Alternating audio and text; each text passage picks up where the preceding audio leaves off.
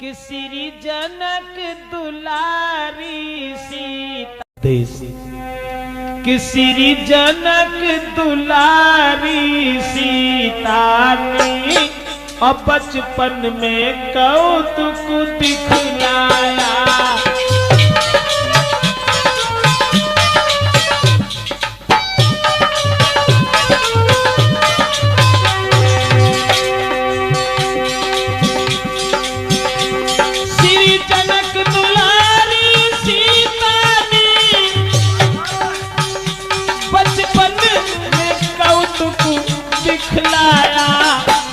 श्री शंकर जी का महाधनुष एक ही हाथ से उठा लिया।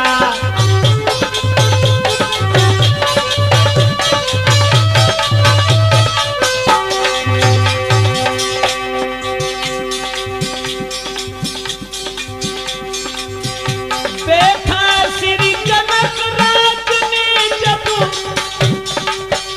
सीता ने धनुष उठाओ है, दरबार में तुरंत पहुंच कर किए सबको ये भजन सुनाओ है।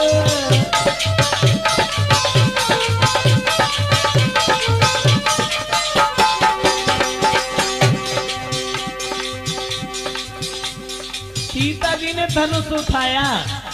5 साल 5 महीना 7 दिन की उम्र थी उस दिन। तो जनक ने एक बात सोची, श्री शंकर जी के धनुबा को जो भी वीर यहाँ तोड़ेगा,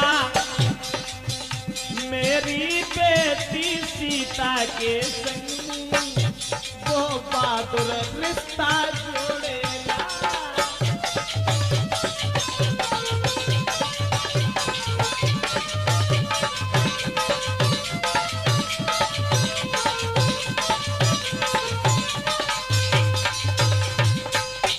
भैया जब सीता ने धनुष उठा लिया तो जनक ने यह सोच लिया कि हम अपनी पुत्री का विवाह करेंगे और विवाह उसी के साथ करेंगे जो इस धनुष को तोड़ देगा। ये बात सोचने के बाद में जनक ने स्वयंवर का इंतजाम किया और सीता के स्वयंवर की तैयारियां की। हर जगह पत्र भेजे और पत्र में, खत में, चिट्ठी में एक ही बात सबके लिए लिखी कि जिस महावीर की महाशक्ति और ये धनुबा तोड़ गिराएगी, बस उसी वीर को निर्विवाद जानकी विवाही जाएगी।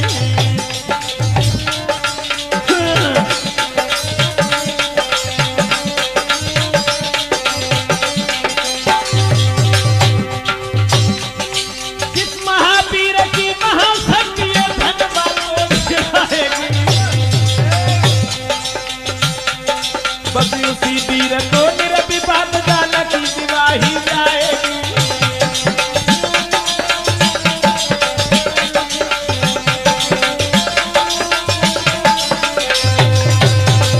खत लिखा और सबके लिए ये पत्र भेजे और ये कहा कि जो भगवान भोले बाबा के धनुष को तोड़ेगा उसी के साथ में हम अपनी पुत्री सीता का विवाह करें।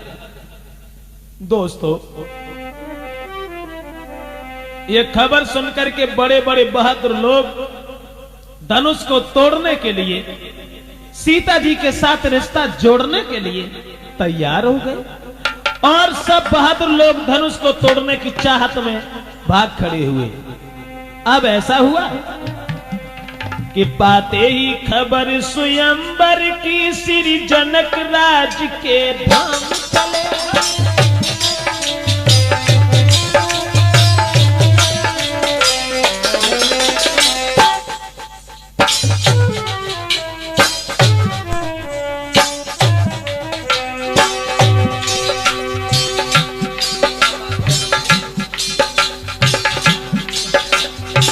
विश्वामित्र ने सुना आजमगढ़ में आजमगढ़ में विश्वामित्र का आश्रम था और आजमगढ़ में विश्वामित्र ने सुना, कब सुना? ग्वार के शुक्ल पक्ष की एकादशी को। हाँ, एकादशी को विश्वामित्र ने सुनी कि सीता का स्वयंवर है, तो विश्वामित्र राम लक्ष्मण को साथ लेकर के पाते ही खबर स्वयंवर की, श्री जनक राज के धाम चले। ग्वार शुक्ला द्वादशी को गुरु के संग में श्री राम चले।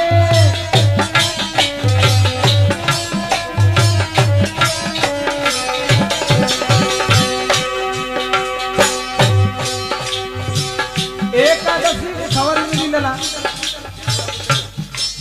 और ग्वार के शुक्ल पक्ष की द्वादशी को राम लक्ष्मण को संगला और विश्वामित्र स्वयंवर देखने के लिए चले। ग्वार के शुक्ल पक्ष की द्वादशी को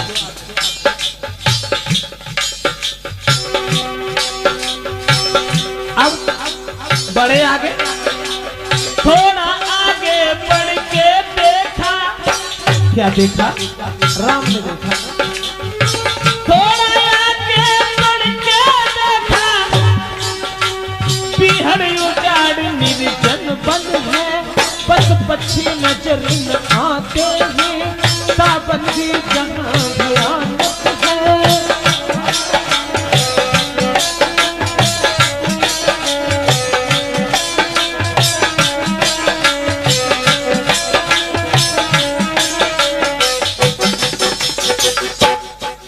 साथियों, अब तो ग्वार के शुक्ल पक्ष की द्वादशी को विश्वामित्र चले और राम लक्ष्मण को संग लेवे के बाद में एक ऐसे वन में पहुंचे जिस वन में पशु पक्षी भी नजर नहीं आ रहे हैं, केवल निर्जन वन था। उस वन में एक पत्थर की स्त्री पड़ी हुई थी वन में। तो पूछा, राम ने पूछा, गुरुदेव ये पत्थर की स्त्री ये क्या है, ये क्या देख रहा हूं मैं? तो विश्वामित्र ने कहा, बेटा राम, ये गौतम ऋषि की पत्नी है अहिल्या। इंद्र ने जब इनके साथ छल किया था, इंद्र ने देखा एक दिन कि अहिल्या बहुत सुंदर है। हाँ, तो इंद्र ने ये सोचा कि हम अहिल्या के साथ छल कैसे करें। अब इंद्र जो था इधर उधर भटकने लगा, सोचने लगा अब हम क्या करें क्या न करें। गौतम सारे दिन घर में रहते हैं। अब इंद्र जो था वो पहुंच गया, कहां पहुंच गया? चंद्रमा के पास।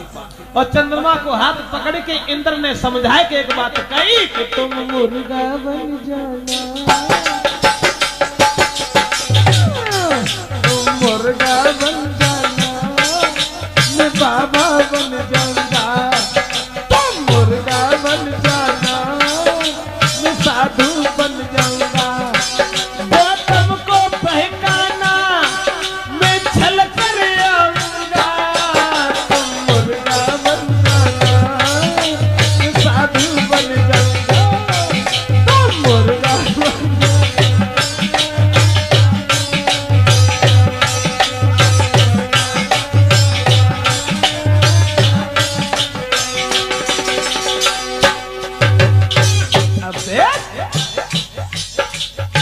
विश्वामित्र पेड़ पर बैठा के राम को समझाने लगी कि इंद्र को चैन न आया अहिल्या को देख के, और चंद्रमा को हाथ पकड़ के बोले कि देखो चंद्रमा थोड़ी मदद करो हमारी।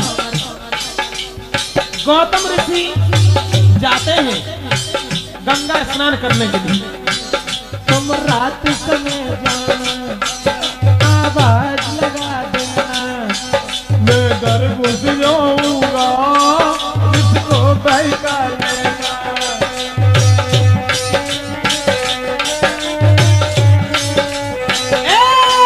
तुम रात समय जाना, किसने कही? चंद्रमा से इंद्र ने।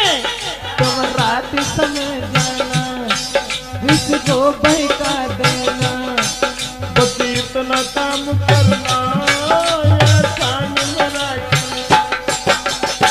और गौतम को बहकाना, मैं घर में घुस जाऊंगा। तुम मुर्गा बन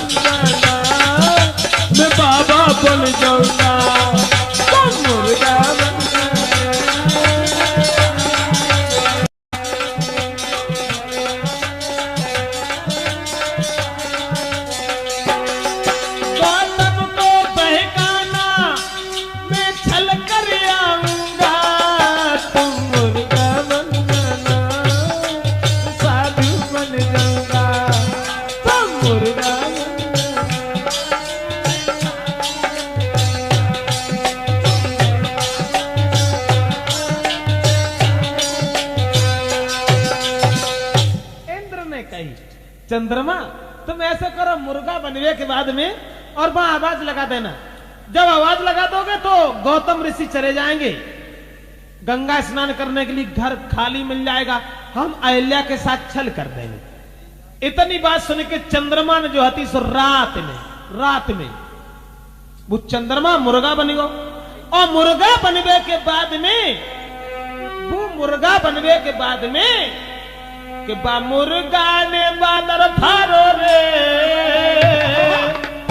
बोला 3 बजे, बा मुर्गा ने बादर फारो रे, बोला 3 बजे।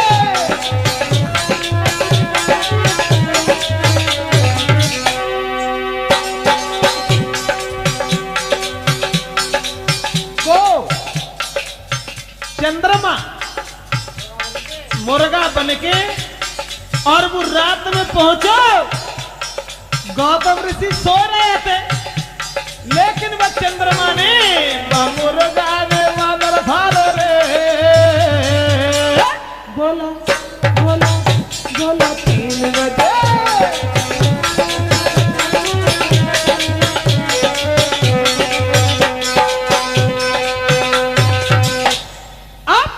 गौतम ऋषि जो थे वो गंगा स्नान करने को चले गए, फिर सोचने लगे अरे यार तो बड़ी जल्दी सवेर हो, वो समझ नहीं रहे हम। वे तुरंत ही वस्त्र उठाए और गंगा स्नान करने को चले गए। तो इंद्र ने अहिल्या के साथ में छल किया। अब अहिल्या के साथ जब छल किया, गौतम ऋषि ने उधर देखा, अब तुरंत ही बताया उन्होंने गंगा ने कि तुम्हारे घर में छल हो रहा है, तुरंत आए। और उन्होंने अपनी स्त्री को श्राप दे करके पत्थर बना दिया, बस बेई पत्थर जो अहिल्या पड़ी है, तासे तुम इनको उद्धार करो। राम, तुम्हारे चरणों की धूल अगर इनके ऊपर पड़ जाए तो इनका उद्धार हो जाए। अब के गुरु विश्वामित्र के कहने से और अहिल्या का उद्धार किया।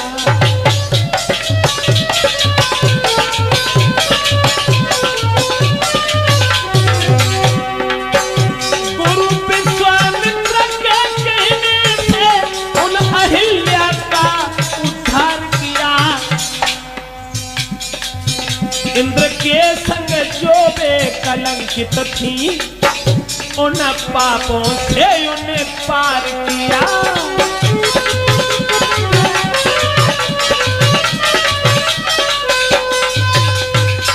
अहिल्या का उद्धार करने के बाद में भगवान मर्यादा पुरुषोत्तम श्री राम छोटे भैया लक्ष्मण को संग लेके अब आगे चले और जब क्वार की पूर्णमासी को कहां पहुंचे, जनक के फूल बाग में कि चले रघुराई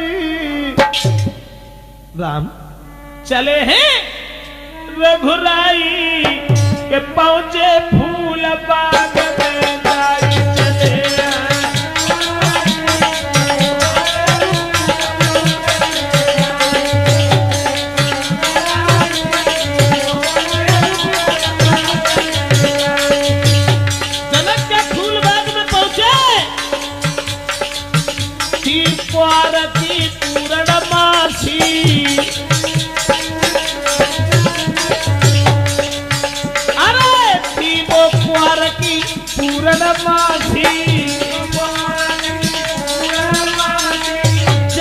रुके अबदपुर बासी, खुशी दिल में छाई, पहुंचे फूल बाग में जाई, चले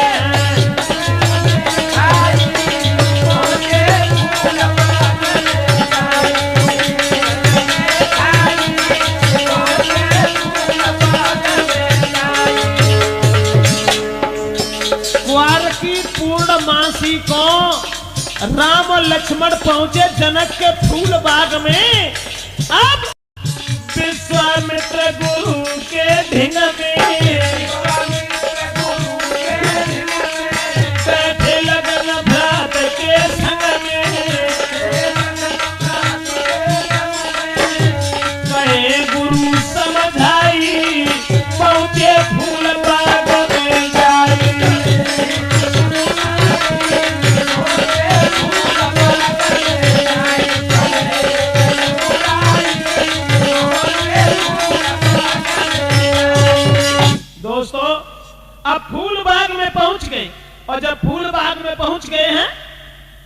विश्वामित्र ने कहा कि बेटा राम ऐसा करो, आज की रात तो हम यहीं बिताएंगे, सवेरा जब होगा तब जनकपुर में चलेंगे और जनकपुर में चलने के बाद में तब सीता के स्वयंवर को देखेंगे। ऐसा करो बाग में चले जाओ और फूल ले आओ, पूजा का समय हो गया, चले जाओ बाग में चले जाओ और फूल लेके तुरंत आना मेरे पास।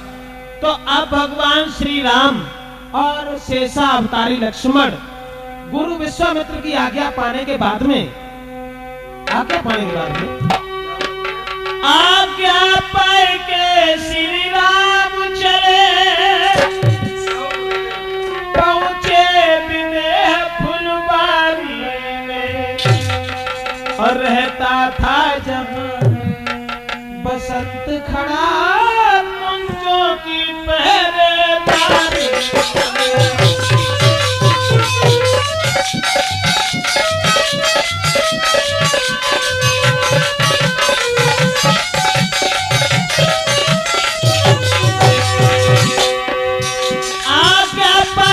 श्री राम चले, श्री राम चले, श्री राम चले, पहुंचे विदेह फुलवारी। रहता था बसंत खड़ा कुंजों की पहरेदारी।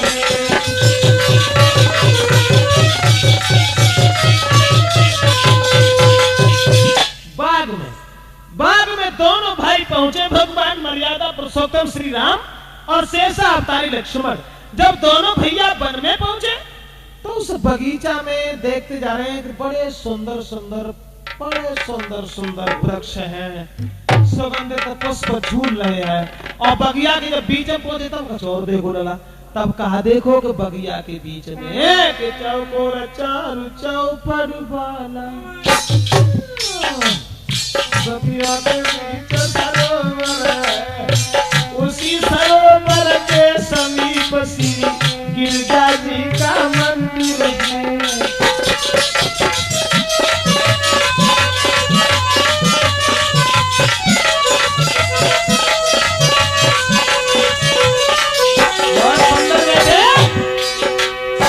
बाग में देखा भगवान राम ने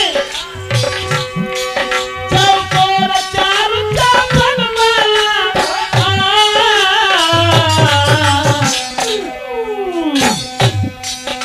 चौकोर चारू चौपड़ वाला बगिया के बीच सरोवर है, और उसी सरोवर के समीप श्री गिरजा जी का मंदिर है।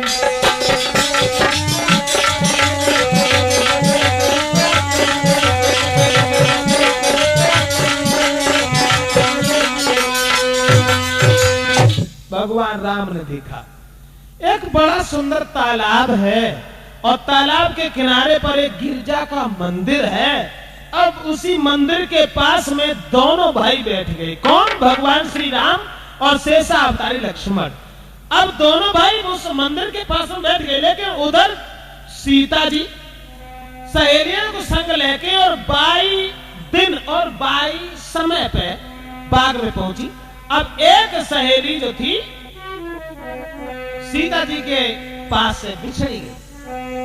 इतले सखियन को संग जानकी, अब देश अरे सखियन को संग जानकी और फूल बाग में आई, और उत बगिया के बीच में बैठे राम लखन।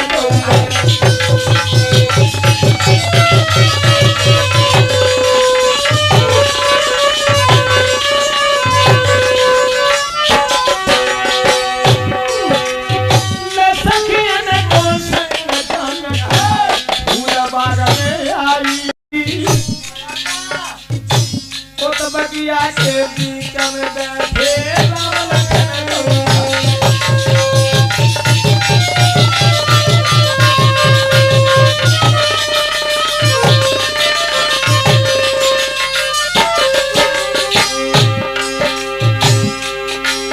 एक चतुर सहेली सीता जी की, एक चतुर सहेली सीता जी पास राम के आई, देख के सुंदर बदन राम को मोहि गई बदन जमाई।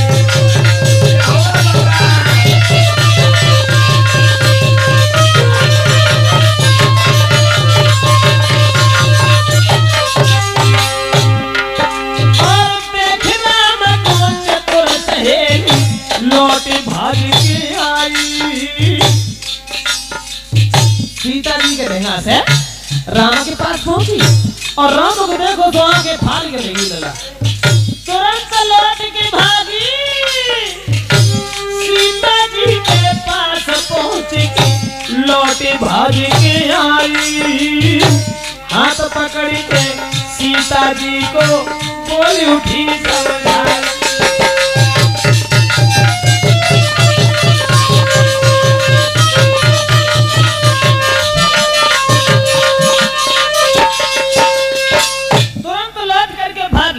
और सीता जी के पास पहुंची। सीता जी को हाथ अपने हाथ में पकड़ के जवाब दो सहेली, इतने सुंदर दो राजकुमार इस बगीचा में बैठे हैं जिनके सुंदरता की बढ़ाई 2, 4, 10, 20 दिन नहीं सारी जिंदगी करें फिर भी कम है। लेकिन सहेली हमें तो केवल ये मालूम पड़ता है जिनकी कहानी हमेशा सुनते रही। वही भगवान श्री राम कि सुना सजनी राम बगिया में,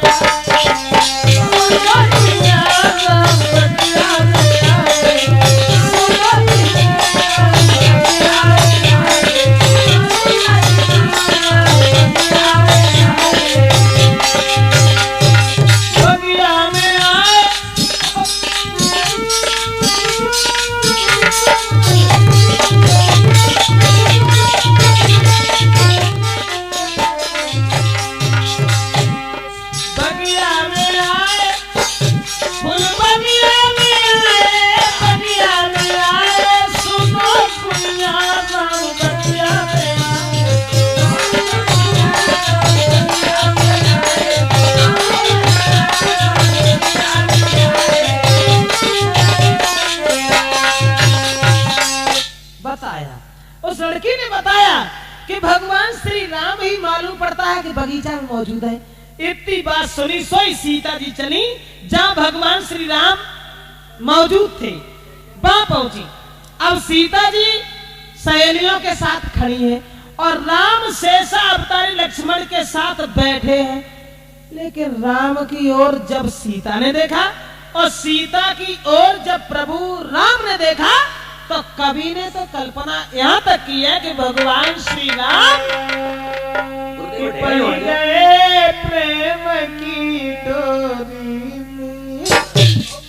और चित चोर आप चित चोर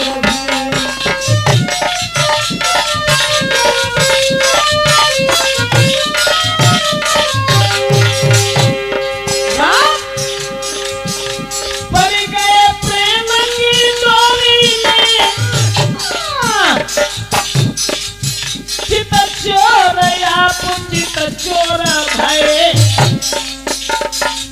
सीता की सूरत जब देखी तो राघव के नैन चकोर भय।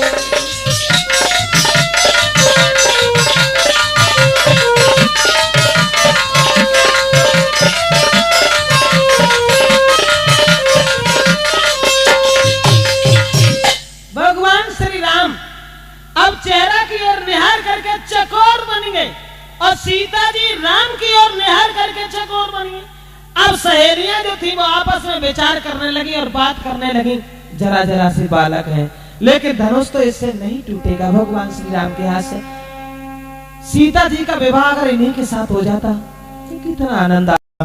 लेकिन उधर बताया तुलसीदास ने कि देख राम छबिसिया मातिया टकी किया मातिया टकी।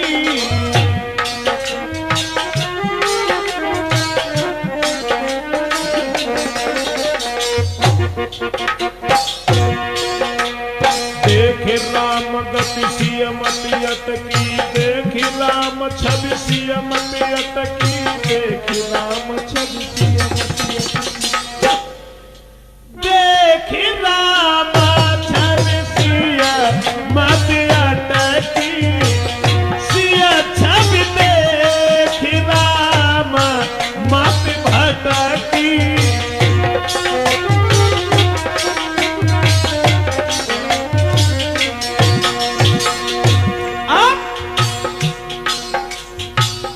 सीता जी को देख करके राम भ्रम में पड़ गए और राम को देख करके सीता जी असमंजस में पड़ गई।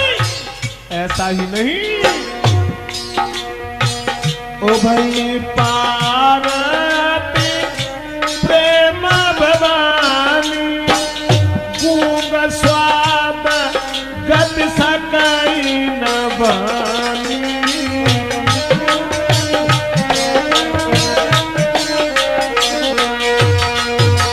सीता जी को राम ने देखा, भ्रम में पड़ गई।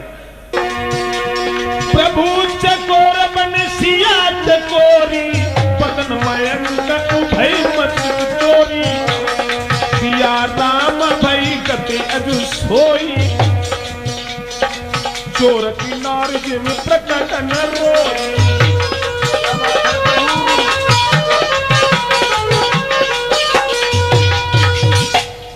सीता जी मंदिर में पहुंच गई अंदर पूजा करने के लिए, और इधर गुरु विश्वामित्र के पास में भगवान श्री राम और लक्ष्मण लौट करके चले आए।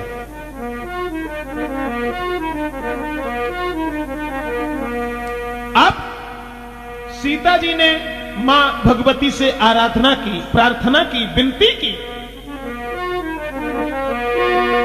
तो सिया मरमो लाख सिया भवानी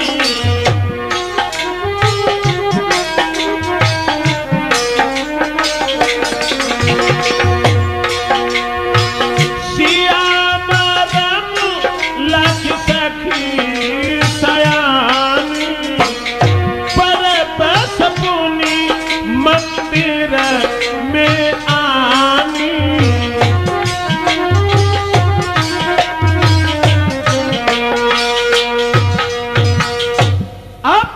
सीता जी जब भवानी के पास मंदिर में पहुंची हैं, तो उधर मां गिरजा ने वरदान दिया, आशीर्वाद दिया कि पुत्री सीता, चाहे धनुष को तोड़ने के लिए हजारों पुरुष जुट जाएं, लेकिन तुम जिसे दिल से चाहोगी बस उसी के हाथ से भगवान भूतनाथ का धनुष टूटेगा।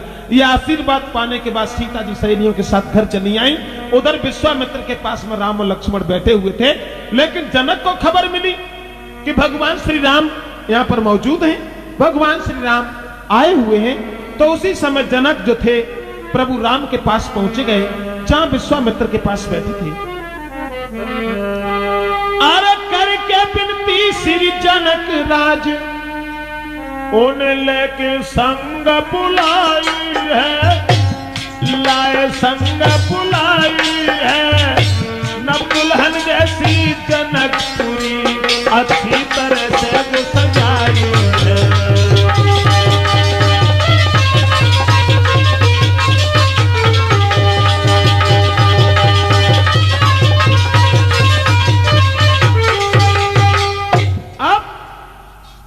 जनक जो थे वो राम और लक्ष्मण को लेकर के पहुंचे। जो जनकपुरी एक नव दुल्हन की तरह सजाई गई थी, उस नव दुल्हन की तरह सजाई हुई जनकपुरी में पहुंच गए, जहां बंधन बारी सुशोभित है, केला के खंभ सुशोभित हैं, गलियों में बिछौना पड़े हैं, बड़े सुगंधित इत्र पड़े हुए हैं। ऐसा ही नहीं, लेकिन सीता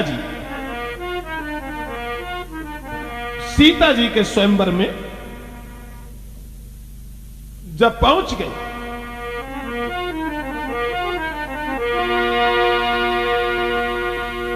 उधर सीता जी चली कहां? रंगभूमि में। रंगभूमि में जब सीता जी जयमाला लेकर के चली, ऋषिदेव तुलसीदास ने ये लिखा कि रंग भूमि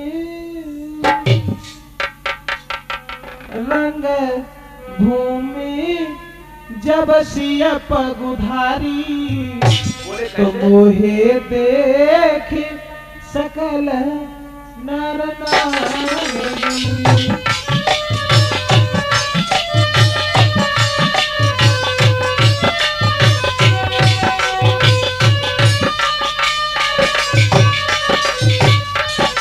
बहुत सुंदर बच्चे।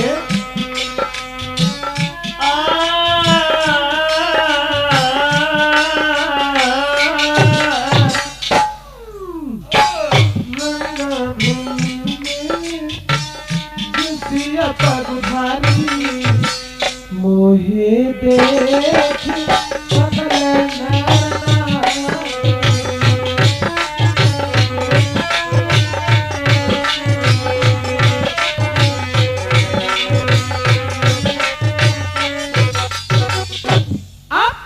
तुलसीदास ने तो ये लिखा कि रंग भूमि जब सिय पगुधारी तो मोहे देख सकल नर नारी। यानी रंग भूमि में जब सीता जी ने कदम रखा, कोई गड़बड़ है भाई, समझने की बात है गुरुजी वहीं बैठे। तुलसी। अब चक्कर यह है ना कि रामायण में हर जगह शंका है। तुलसीदास ने तो ये बताया कि रंग भूमि जब सिय पगुधारी, यानी सीता जी ने जब उस रंग भूमि में कदम रखा तो सीता जी को देख करके कि मोहे देख सकल नर नारी। यही शंका है हमारा। शंका तो केवल जवाब की है ना। जब तुलसीदास ने कही कि सीता जी को देख के स्त्रियां और पुरुष सब मोहित हो गए, और वे तुलसीदास रामायण में एक जगह ये लिख रहे हैं कि मोहन नारी नारी के रूपा बनगार यही रीति अनुरूपा।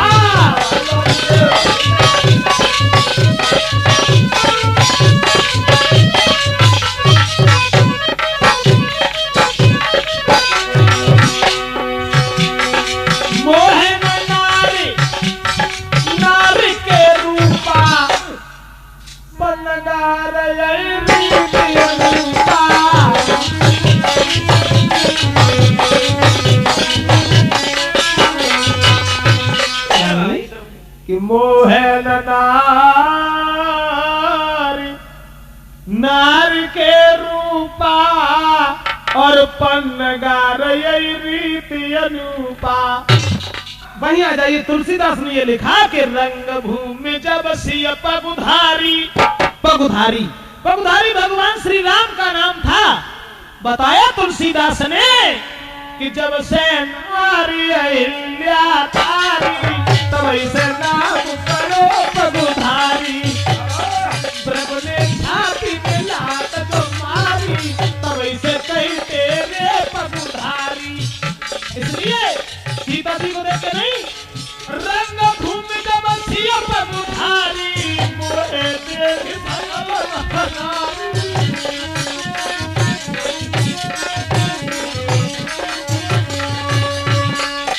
यानी पगुधारी के रंग भूमि जब सिय पगुधारी तो मोए देख सकल नर नारी। सीता जी को नहीं, पगुधारी पगुधारी भगवान श्री राम का नाम था। अब राम को निहार करके स्त्रियां और पुरुष सब मोहित हो गए। आप आ जाइए आगे। ऐसा हुआ उस रंगभूमि में सीता जी जयमाला लिए खड़ी हैं और श्री राम विश्वामित्र के पास बैठे। बड़े बड़े बहादुर लोग धनुष को तोड़ने के लिए जाने लगे। जोशीले बाजे बज रहे हैं। अब धनुष टूटना बहुत बड़ी बात थी। एक तिल भी किसी ने उस धनुष को हिला नहीं पाया। अब तुलसीदास ने फिर एक शंका कर दी। उन्होंने ये लिख डाला कि भूप सहस्र दस कही बार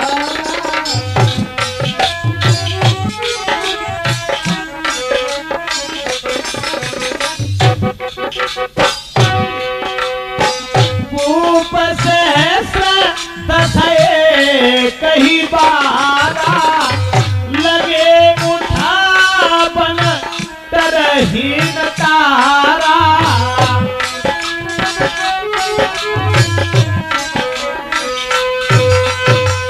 तुलसीदास ने ये बताया कि भूप सहस्र दस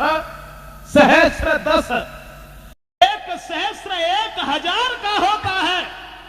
तुलसीदास ने यह लिखा कि भूप सहस्र दस एक ही बारा और लगे उठावन तरहीन तारा। यानी 10,000 राजा एक ही बार धनुष से चिपट गए। अब धनुष नहीं हिला। अब असमंजस की बात, एक शंका की बात कि 10,000 राजा धनुष से चिपट गए धनुष को तोड़ने के लिए, लेकिन राजेश 10,000 राजन के 20,000 हाथ तो हो ही गए। फिर वो धनुष कितो लंबो हो तो जो 20,000 हाथ बन गए। या 10,000 राजा जब धनुष तोड़वे के लिए लग गए और धनुष टूट जातो तो फिर सीता जी किन किन के जयमाला डालती। लेकिन ऐसा नहीं, तुलसीदास ने लिखा, गलत नहीं लिखा कि भूप सहस्र दस एक ही बारा, यानी 10,000 राजा एक ही बार धनुष से चिपट गए।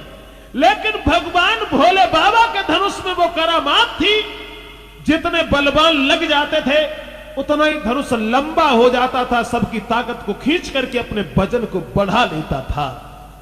10,000 राजा लग गए, धनुष नहीं हिला, जोशीले बाजे बजना भी मंद पड़ गए। जनक उठ करके खड़े हो गए और कहने लगे सभा के लोगों, आज समझ गया आज मैं समझ गया, अब समझ लिया उन पुरखों की,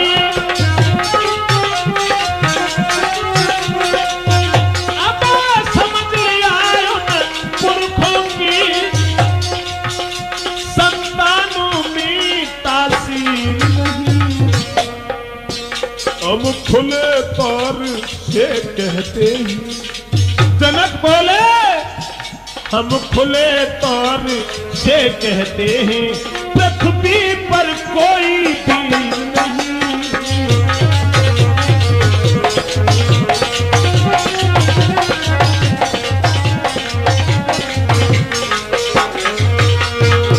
आज पता चल गया। जनक उठ करके खड़े हो गए और कहने लगे सभा के लोगों, आज पता चल गया कि दुनिया में कोई बहादुर नहीं, कोई बहादुर नहीं। अगर मैं ये जानता तो धनुष तोड़ने का संकल्प नहीं करता। समझ गया कि कुआरी लली लई, मैंने प्रथा पेज धनुष की ठानी,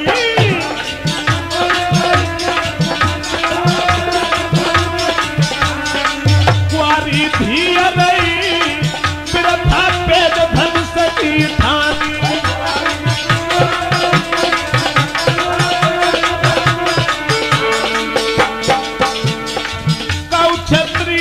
धनुष न टूटो, सब बिन भाग लली को फूटो, हमारी हंसी भई मेरा था पेज धनुष की ठानी।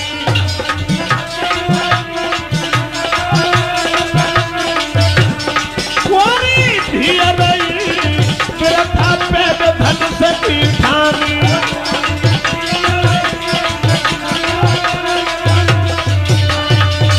महाराज जनक कहने लगे, अब हम समझ गए कि दुनिया में कोई बहादुर नहीं, कोई पहलवान नहीं। अगर बहादुर होता तो धनुष तोड़ देता। इसलिए सभा के लोगों, अरे मुंह की ओर क्या देख रहे हो तुम लोग, मुंह की ओर क्या देख रहे हो कि तजहुआस निज निज घर जाऊं और रचो न विधि पैदेही विवाहु। सीता जी के विवाह की आस को छोड़ करके और सब लोग अपने अपने घर के लिए चले जाओ। आज मैं समझ गया कि दुनिया में कोई बहादुर नहीं। दोस्तों, सबकी नजर नीचे को झुकी हुई थी, लेकिन शेष अवतारी लक्ष्मण से ये बात सहन नहीं हुई और लक्ष्मण खड़े हो गए। क्या कह रहे हो जनक, क्या कह रहे हो? बोले इतना महाघात क्यों न पुरखों की तासीर नहीं। क्या कहा जनक? अरे फिर से बोलो, जब दुनिया में कोई वीर नहीं। क्या कहा जनक?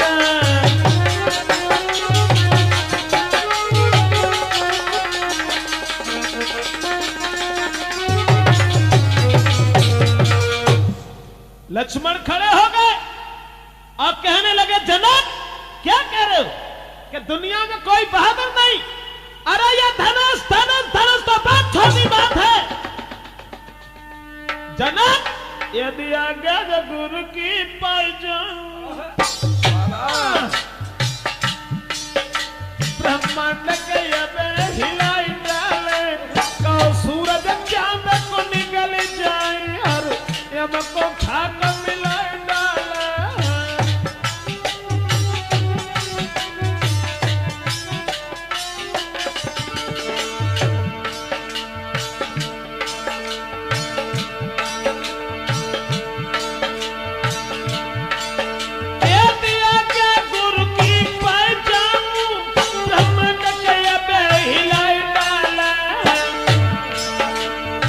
सूरज चांद को निकल जाए और यम को खाक मिलाई डाले।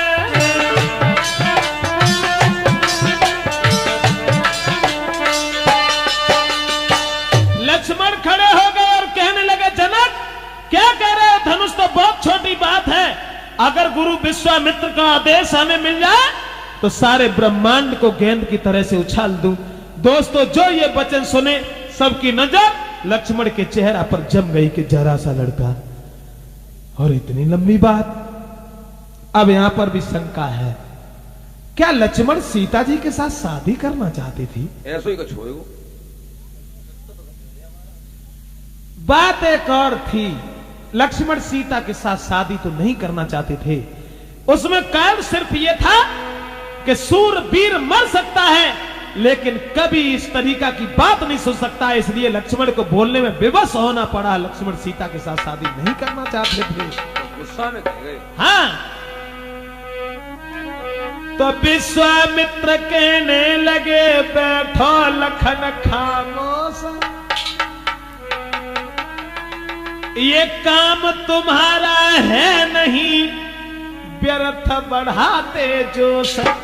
विश्वामित्र ने लक्ष्मण को बैठा दिया और विश्वामित्र ने भगवान श्री राम से संकेत किया कि राम धनुष तोड़ो, जनक के संताप को दूर करो। उसी समय राम चले, जब राम की उम्र 14 साल 6 महीना 5 दिन की थी। अब 14.5 साल की उम्र में और भगवान श्री राम धनुष को तोड़वे के चले। अब बड़े बड़े बहादुर लोगों ने देखो तो हंसन लगे कि चिड़िया चली पहाड़ उठाए, देखो ये धनुष उठाती है। ऐसे ही होता। लेकिन राम की ओर निहार करके सीता जी बड़ी परेशान है, सोच रही है कि इतने बलवानों से धनुष नहीं टूटा तो भला प्रभु राम के हाथ से कैसे धनुष टूट जाएगा। लेकिन राम बढ़त चले गए और एक हाथ से उन्होंने धनुष को उठा लिया। कब? लगत कार्तिक परिवा के दिन। हाँ, और परिवा वाले दिन जब धनुष उठा लिया, लेकिन वो धनुष फिर पता नहीं कब झुका, धनुष या बाजिए कयाई कानूनी।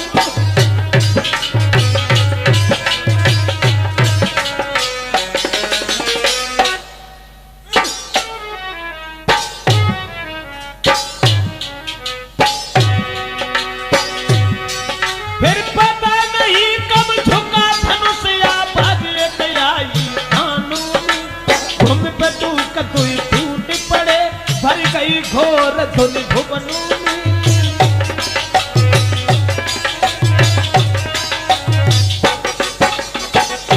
अब लगत कार्तिक परिवा वाले दिन भगवान श्री राम ने धनुष तोड़ दिया और धनुष जैसे टूटो सब लोग जो थे राम के चेहरा की ओर चकोर बन गए, टकटकी लगा के निहारते रहे। और सीता जी की सहेलियां बोली चलो अब तो धनुष टूट गया, जयमाला पहनाओ। और सीता जी राम के पास ठाड़ी बही। तब राम की उम्र थी 14.5 साल की और सीता की उम्र थी 6.5 साल की। अब राम की गर्दन तक पहुंच पाई, हो के रह जाती हैं। तो सीता जी की सहेलियां राम से बोली कि झुकी जाइयो लला रघुवीर, लली मेरी बारी है,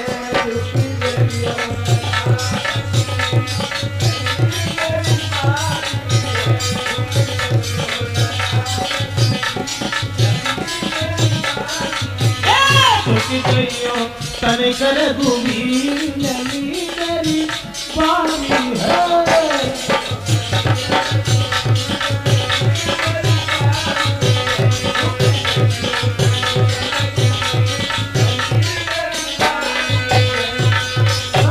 जो कि ठाड़े रहे, मन में सोची चलो झुके जा तो कौन सी बड़ी बात है। और झुकवे को तैयार भाई सोई लक्ष्मण ने पीछे से कही कि भैया ससुराल में और 100 भौजाई के सामने पहली बार झुक गए तो पूरी जिंदगी ऐसे झुके रहे तो सीधे ठाड़े रहा।